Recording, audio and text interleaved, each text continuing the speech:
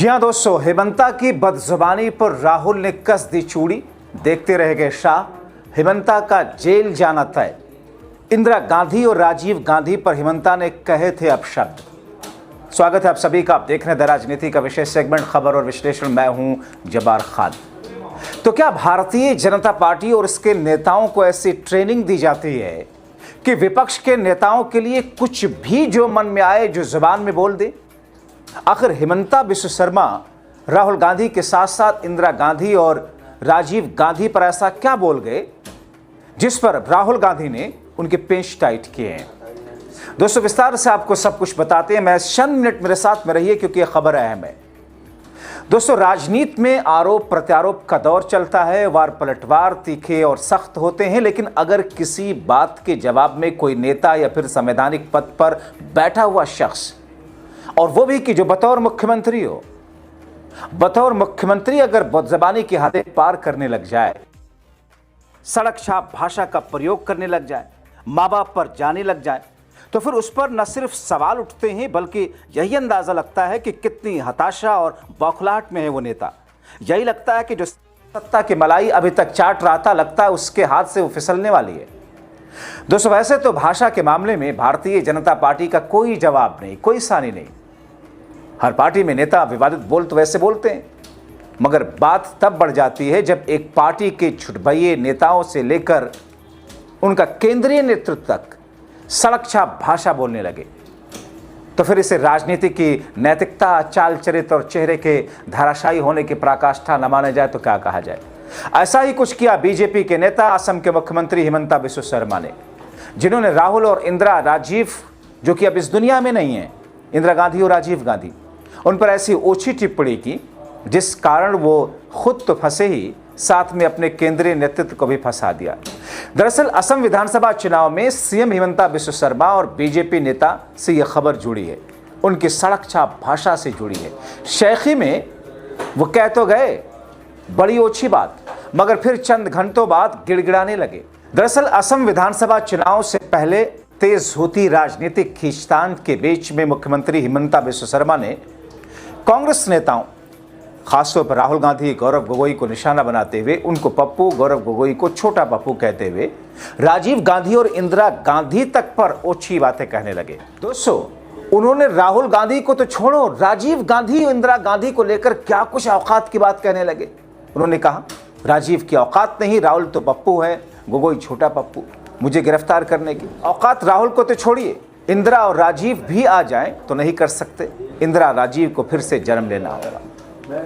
आइए आपको दोस्तों उनकी बदजुबानी को उन्हीं की भाषा में सुनवाते हैं, मगर उससे पहले आपको दिखाते हैं कि कांग्रेस नेता ने उनके क्या नसीहत देते हुए दिखाई देते हैं। कांग्रेस नेता पवन खेड़ा ने हेमंता की बदजुबानी पर उनका वीडियो शेयर करके लिखा, मानते हैं कि कानून से ऊपर हैं तो उन्हें एक कुदरती नियम याद रखना चाहिए, आप जितना ऊपर उठोगे उतना ही जोर से नीचे गिरेंगे। सीएम के घर से तिहाड़ तक ये तो बस शुरुआत होगी। दरअसल हेमंता ने कहा था, देखो, राहुल गांधी मतलब पप्पू है, गौरव गोगोई नहीं, राहुल गांधी मतलब पप्पू है, गौरव गोगोई को लोग छोटा पप्पू मानते हैं। तो ये जो बोल रहा है हेमंता बिस्व शर्मा को अरेस्ट करेगा, इंदिरा गांधी को नया जन्म लेना पड़ेगा, राजीव गांधी को नया जन्म लेना पड़ेगा, राहुल को नया जन्म लेना पड़ेगा, इस जन्म में नहीं होगा तो 7 जन्म का बाद ही वो हेमंता बिस्व शर्मा का बाल बाका कर पाएगा। अब दोस्तों, इस बदजुबानी पर क्या मोदी शाह अपने इस चहेते को समझाएंगे? शायद नहीं, शायद क्या, कतई नहीं। मगर राहुल उनको छोड़ने वाले नहीं। राहुल ने कहा कि भारत के सबसे भ्रष्ट मुख्यमंत्री हेमंता बिस्व शर्मा है, उनका परिवार भी भ्रष्टाचार में नंबर 1 है। कांग्रेस सरकार उनके खिलाफ कार्रवाई करेगी। हालांकि वो अभी शेखी बगार रहे हैं, लेकिन उसके बाद वो पूरी तरह चुप हो जाएंगे। असम के मुख्यमंत्री राज्य को गिरोह के माध्यम से चला रहे हैं और भ्रष्टाचार के आरोपों के कारण पूरी तरीके से प्रधानमंत्री मोदी के नियंत्रण में है। राहुल ने कहा, मुख्यमंत्री भले ही माफी मांग लें, कानून अपना काम करेगा और कार्रवाई जरूर होगी। इसीलिए वो डरे हुए हैं, जानते हैं कि एक दिन उन्हें जवाबदेह ठहराया जाएगा। दुनिया में कोई भी उन्हें कानूनी कार्रवाई से बचा नहीं सकता। पूरा देश जानता है कि असम को हेमंत जो चीफ मिनिस्टर हैं आपके, सिंडिकेट के साथ मिलकर असम को चलाते हैं और देश का सबसे भ्रष्ट ये चीफ मिनिस्टर है। और देख लेना, मैं आपको बता रहा हूं, जैसे हमारी यहां पे सरकार आएगी ना, ये अभी छाती फैला के घूमता है, इसके मुंह से एक शब्द नहीं निकलेगा, हाथ जोड़ के सामने आ जाएगा ये। मैं जानता हूं इन लोगों को, और इसको कोई माफी नहीं मिलने वाली है। यह बात याद रख लीजिए, हेमंत शर्मा के खिलाफ कार्रवाई होगी, और ये जो इसने भ्रष्टाचार किया है, इसका नतीजा इसको भुगतना पड़ेगा, मैं आपको बता रहा हूं। और ये जो बोलते हैं ना, बात समझिए, ये इनका डर बोलता है, क्योंकि ये जानता है कि कांग्रेस पार्टी इसको छोड़ने वाली नहीं है। इसमें जो घमंड है, ये 2 मिनट में निकल जाएगा जिस दिन इसकी सरकार चली जाएगी। मैं इन लोगों को जानता हूं, इनसे कोई डरने की जरूरत नहीं है, ये डरपोक लोग हैं। दरअसल दोस्तों, मोदी शाह की जो रणनीति सरकार चलाने की रही है, उसमें देश के प्रदेशों को अपने हिसाब से, वहां की जनता के हिसाब से, जनता के हित से डील करने के लिए कतई इजाजत नहीं होती है। जबकि होना क्या चाहिए, राज्यों के, उनके प्रदेश, उनकी जनता के हितों के हिसाब से सरकार चलाने का हक होना चाहिए। मगर बीजेपी के केंद्रीय नेतृत्व को पसंद नहीं है, इसीलिए बार बार डबल इंजन की सरकार कहलवाया जाता है। राहुल ने कहा कि भारतीय राष्ट्रीय कांग्रेस सत्ता के विकेंद्रीकरण में विश्वास करती है। इस क्षेत्र का शासन स्थानीय नेताओं को करना चाहिए, न कि दिल्ली या गुवाहाटी के अधिकारियों को। और इस बात पर बल दिया कि सार्थक बदलाव जमीनी स्तर पर ही आना चाहिए। भाजपा पर दिल्ली से इस राज्य को चलाने की कोशिश करने का आरोप लगाया। दोस्तों, आप देखें, भारतीय जनता पार्टी के नेताओं की एक से एक बदजुबानी। तो जहां जिस पार्टी में इस किस्म का ट्रेडिशन हो, रवायत हो, खुद प्रधानमंत्री नरेंद्र मोदी क्या कुछ नहीं बोले हैं।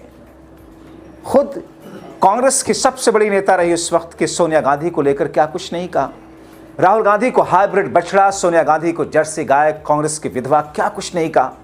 शशि थरूर, जो बीते दिनों जिनको आप सुनते आ रहे थे कि कभी भी जा सकते हैं बीजेपी के खेमे में, उनकी पत्नी को लेकर के 25 करोड़ की गर्लफ्रेंड तक, चुनाव में ध्रुवीकरण करने के लिए हिंदू मुस्लिम के लिए ये लोग आपके मंगलसूत्र छीन ले जाएंगे। कौन लोग जो ज्यादा बच्चा पैदा करते हैं।